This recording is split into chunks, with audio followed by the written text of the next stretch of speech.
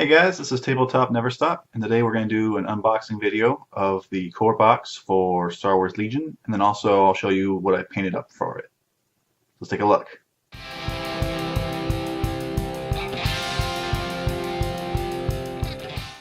Hey guys, today I'll be unboxing Star Wars Legion from Fantasy Flight Games. It was designed by Alex Davey, who took over X-Wing around Wave 4, and I'm not sure how long he stayed there, but I know he was there through like Wave 9 or so, which is what I played of X-Wing, and I thought he did a really good job. He brought in the Scum and Villainy faction, which I thought he did a really good job with that, and hopefully they'll come to Legion at some point. But anyway, let's go ahead and crack this bad boy open. So this is just a core set. I actually don't have anything else yet, although I'm sure I'll be getting an ATST and a Snowspeeder, and maybe a lot more. So we got our Fantasy Flight pamphlet, our rules, which I haven't actually looked at yet, although I have seen a lot of how to play videos, so I have a general idea what's going on. We got our kind of inevitable wall of tokens. I actually think they use some restraint here. I don't see, well, I guess I see plenty, but I can imagine there being more for a game like this, so I thought they used a little bit of self-control.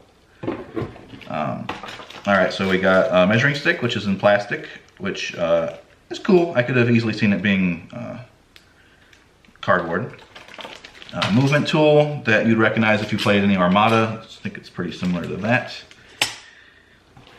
We have our inevitable Fantasy Flight dice. I'm not a big fan of these. They love their custom dice instead of just putting some numbers on them. I think the argument is that it makes the game simple to understand, and although that's true, it also forces us to buy dice because, you know, there's basically 3 of each type in here. It's probably not enough for once you start running a bigger games, which means that I'll be buying more dice if I intend to play this game a lot, and so will you, which is you know, unfortunate, but it is what it is. All right, we got some bases. They're currently colored by faction, but I imagine most of us will be painting these. Some larger bases. And then I didn't realize these were in here, although I guess I should have because they've been in all the promotional materials, but some barricades. That's nice that they're adding some terrain. Obviously you can't play this game without terrain. Almost makes you wonder why there's not more though. And then that gets us to the figures. I'm not really gonna go over them too much in this video, but in this little packet I got Vader, Luke, and a random rebel for some reason. Here's the speeder bikes. And speeder bike riders, scout troopers.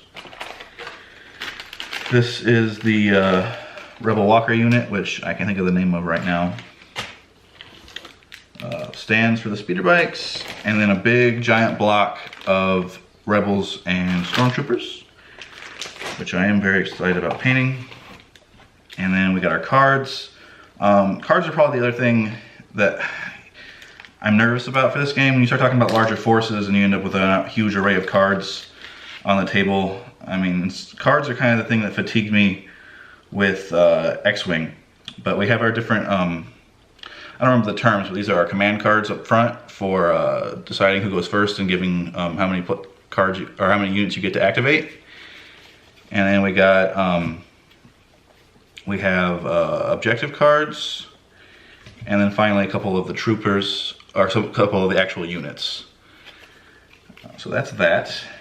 And then again, if you played any Fantasy Flight game,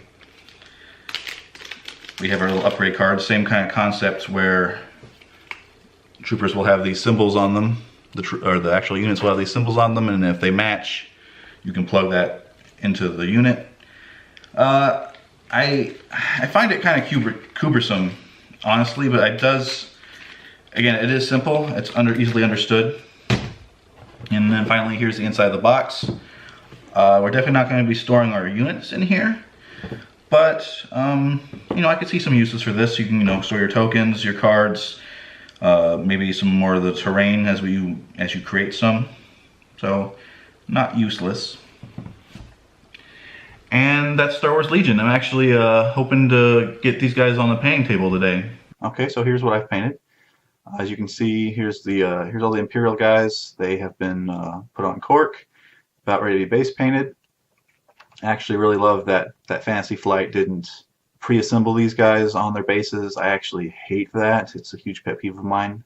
So I based them black, and then I dry brushed them gray, and then I dry brushed them white, and then I did the guns and cleaned up any little bits that needed cleaning up. Here's the Rebels. They were base tan, and then just threw some browns and yellows on them, and some soft wash.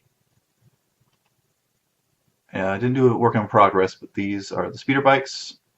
I actually made a big mistake when I based them. I realized later that I actually don't know where the firing arcs are anymore, so I really need another base that size so I can mark it on the bases I've covered up with paint and gravel. Here's Vader and Luke. Here they are painted up. Here's some stormtroopers with some Tatooine style terrain, and this is an attempt at some Naboo style terrain, and that's just me messing around. And here's the Rebels out in the field, and this is the snowspeeder. It's basically done. I haven't done the basing for it yet. I ended up going with a dirty look for it, which it might have looked better clean, but I'm not really planning on repainting it, so that's where I am with that. And thanks for watching.